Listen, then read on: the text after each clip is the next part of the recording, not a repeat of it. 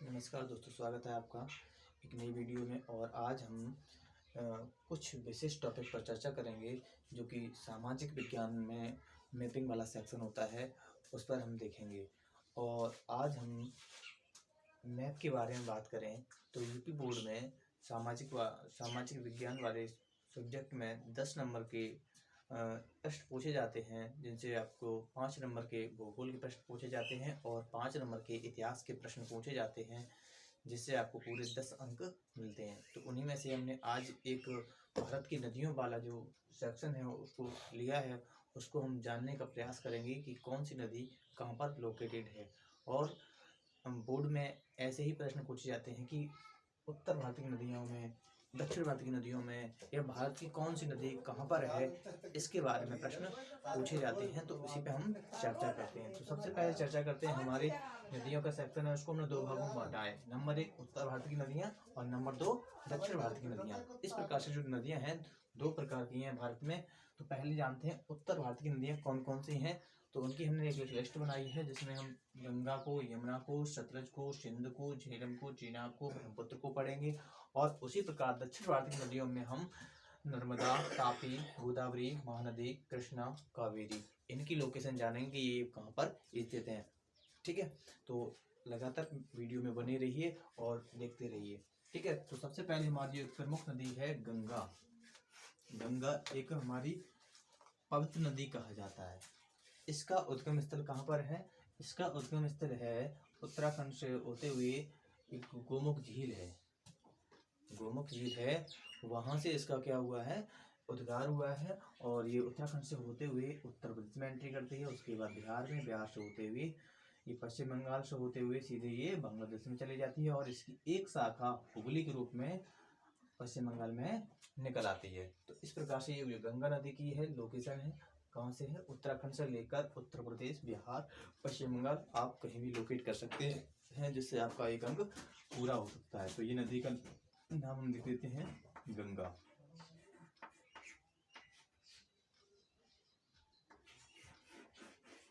महत्वपूर्ण नदी है, इसको जब सभी लोग जरूर देखें। ये निकलती है कहाँ से? गोमुख झील से निकलती है और ये बंगाल की खाड़ी में गिरती है। बंगाल की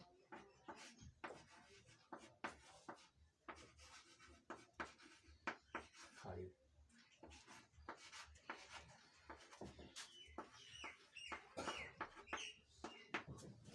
तो अगली नदी हमारी आती है यमुना। यमुना के बारे में बात करें तो ये गंगा के समानांतर यमुनोत्री से निकल के प्रयागराज में गंगा में ये भी मिल जाती है। तो ये गंगा की एक प्रमुख सहायक नदी है, तो इसका नाम है यमुना।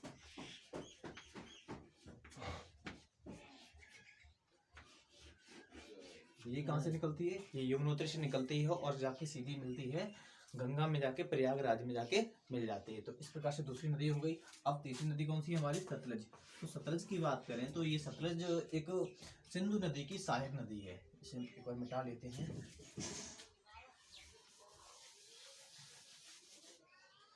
सतलज नदी, तो सतलज नदी यहाँ से निकलती है मानसरोवर झील से निकलती हुई, और ये पंजाब से होती हुई पाकिस्तान में चली जाती है। और पाकिस्तान में जाके एक सिंध नदी यहाँ से निकलती है, सिंध नदी में जाके मिल जाती है। तो इस प्रकार से ये सतलज नदी है वो सिंध नदी की सहायक नदी है, लेकिन भारत के लिए एक महत्वपूर्ण नदी है, तो इसको भी हम लोकेट कर लेते हैं। तो इसका नाम क्या है?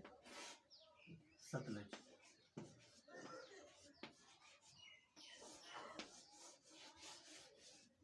इसी प्रकार एक और नदी जो हमने बनाई है, इसे सिंधु नदी कहते हैं।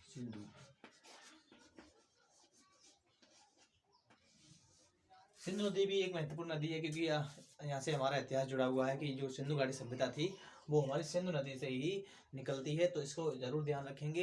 ये नदी कहाँ से निकलती है? ये भी हमारे उत्तराखंड के पास जो तिब्बत के पठार हैं वहाँ से निकलती है, और निकल के ही सीधी कहाँ जाती है? ये अरब सागर में जाके गिरती है, अरब सागर। तो अगली नदी हमारी आती है झेलम। तो झेलम की बात करें तो ये हमारे जम्मू कश्मीर से निकलती हुई और ये जम्मू कश्मीर के समानांतर होते हुए ये नदी जाके सीधी मिलती है हमारी सतलज नदी में। सतलज और चिनाब है, इनके आसपास जाके मिलती है। तो एक नदी हमारी चिनाब भी निकल के आती है, वो भी नदी हमारे कहाँ आके मिलती है, ये भी आके सतलज में आके मिलती है। तो ये नदियाँ हमारी चिनाब हो गई, चिनाब। अच्छा थोड़ा सा मिटा लेते हैं, अब इसकी कोई आवश्यकता है नहीं।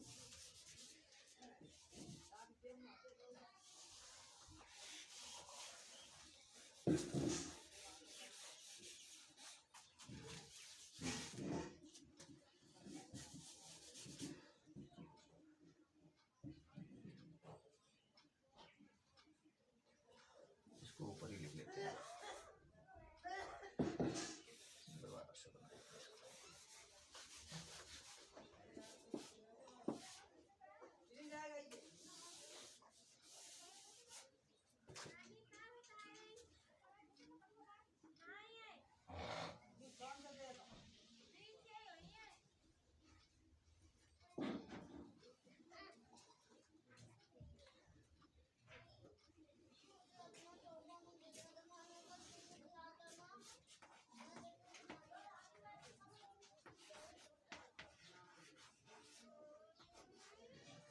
तो ये वाली नदी हमारी जो है वो सिंधु नदी है। सिंधु नदी को हम देखेंगे और इसके समांतर ये हमारी है सतलज नदी।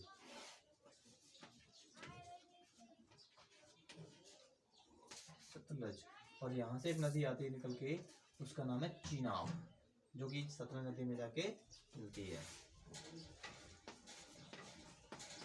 चिनाब।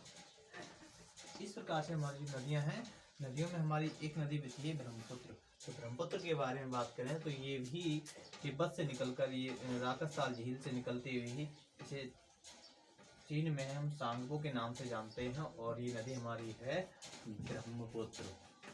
तो आपसे ये नहीं पूछेगा कहाँ से निकलती है, आप अधिकांश ये प्रश्न पूछे जाते हैं कि ब्रह्मपुत्र कहाँ से प्रवेश करती है। तो ब्रह्मपुत्र नदी आपके अरुणाचल प्रदेश से प्रवेश करती है। अरुणाचल प्रदेश भारत का एक राज्य है अरुणाचल प्रदेश। तो वहाँ से ये नदी हमारे भारत में एंट्री करती है, और इसका नाम जहाँ पर देहांग होता है, और जब ये हमारी नदी असम में आ जाती है तो इसका नाम ब्रह्मपुत्र हो जाता है। तो आप इसे अरुणाचल प्रदेश में लोकेट कर सकते हैं, चाहे तो असम में लोकेट कर सकते हैं। तो इस प्रकार से हमारी उत्तर भारतीय नदियों में हमारी सभी नदियाँ हो गई। ठीक है, तो इसको एक बार सही से देख लें जरूर। अब हमारी बात करते हैं जो दक्षिण भारत की नदियां हैं। तो दक्षिण भारत की नदियां कौन सी नदी कहाँ से निकलती है और ये कहाँ पे जाके गिरती है, तो इनके बारे में चर्चा करेंगे। ये नदियां भी महत्वपूर्ण हैं। तो सबसे पहले हमने नदी बनाई है नर्मदा। नर्मदा एक नदी ऐसी है जो आपके मध्य प्रदेश से निकलती है, और ये उल्टी दिशा में बहती है। जो हमारा भारत का ढाल है, ढाल के विपरीत दिशा में बहती है। कि ये नदी एक भ्रंश घाटी में बहती है। तो पूछा जाता है कि एक भ्रंश घाटी नदी का नाम बताइए जो अरब सागर में जाके गिरती है। तो इसका नाम है नर्मदा।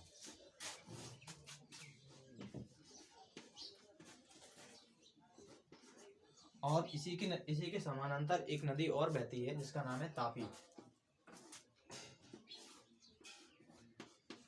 तापी कहते हैं या ताप्ती कहते हैं।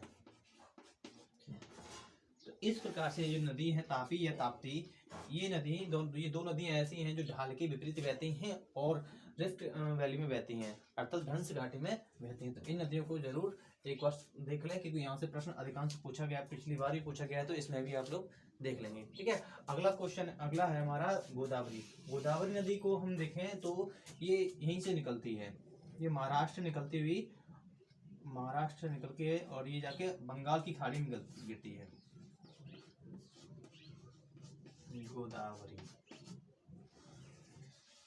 गोदावरी और गोदावरी के बाद है हमारी महानदी। तो महानदी की बात करें तो ये मध्य प्रदेश से निकलती है, और मध्य प्रदेश से निकल के ये उड़ीसा होते हुए ये जाके अरब सागर में गिरती है। इसका नाम है महानदी।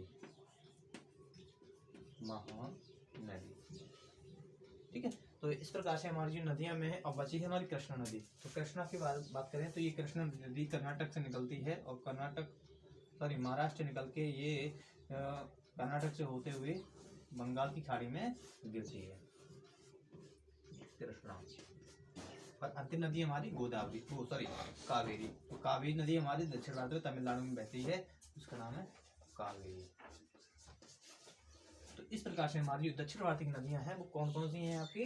नर्मदा है, तापी है, महानदी है, गोदावरी है और कृष्णा है और कावेरी है। ये हमारी दक्षिण भारत की नदियां कहलाती हैं। ठीक है, एक नदी हमारी है जो हुगली नदी से जाके मिलती है, इसका नाम है दामोदर। दामोदर।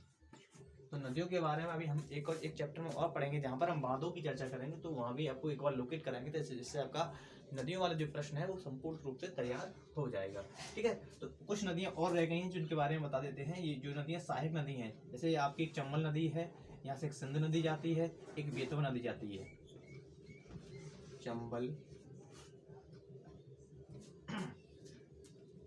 और ये नदी है बेतवा। एक यहाँ पर नदी सिंध के नाम से, इस नदी को जानते हैं सिंध के नाम से, तो इसे नहीं जानेंगे, ये छोटी नदी है। बाकी इस नदियों में अगर आपको कोई डाउट हो तो हमें कमेंट करके जरूर बताएं। तब तक के लिए जय हिंद।